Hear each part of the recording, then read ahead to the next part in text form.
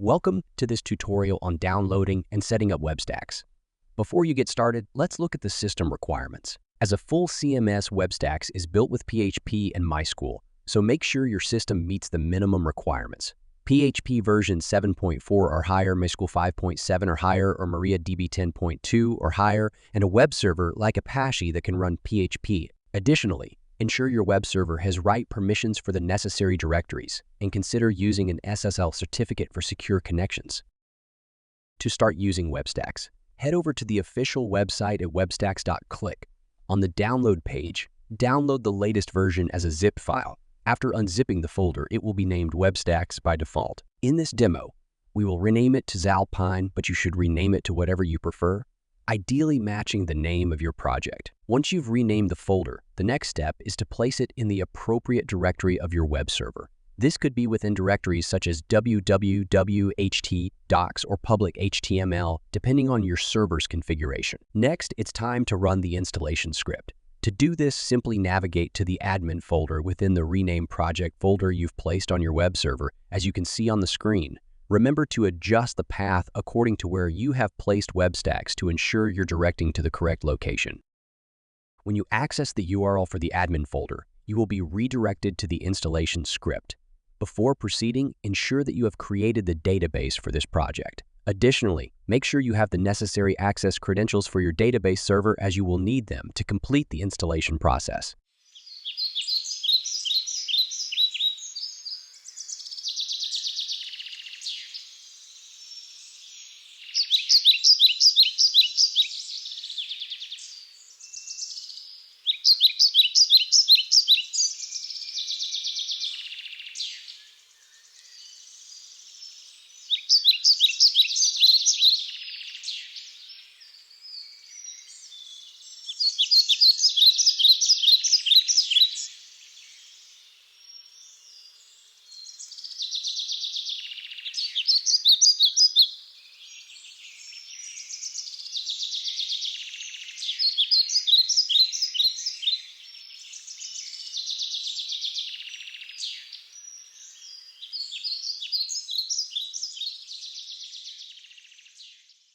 If you have purchased the Pro version of WebStacks, please enter your license key in the provided field.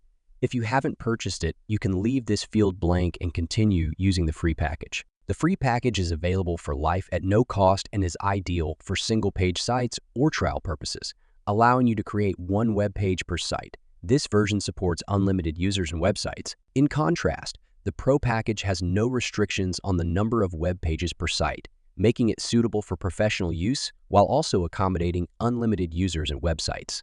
So the main difference between the two packages is the number of pages you can create within a website.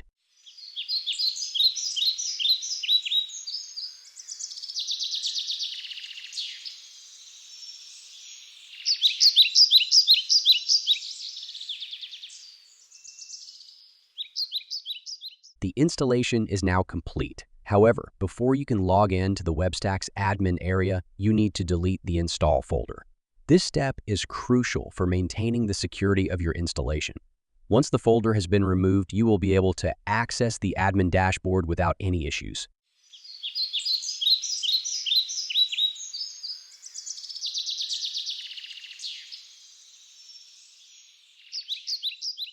Now that the installation is complete, you can access the admin area using the URLs displayed on the screen.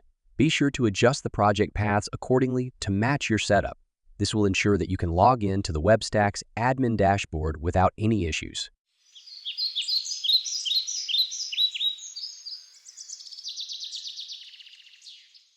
To access the main site, use the URLs displayed on the screen. Remember to adjust the project paths accordingly to match your setup. By default, you will see a home page that will be updated as you create and modify your website.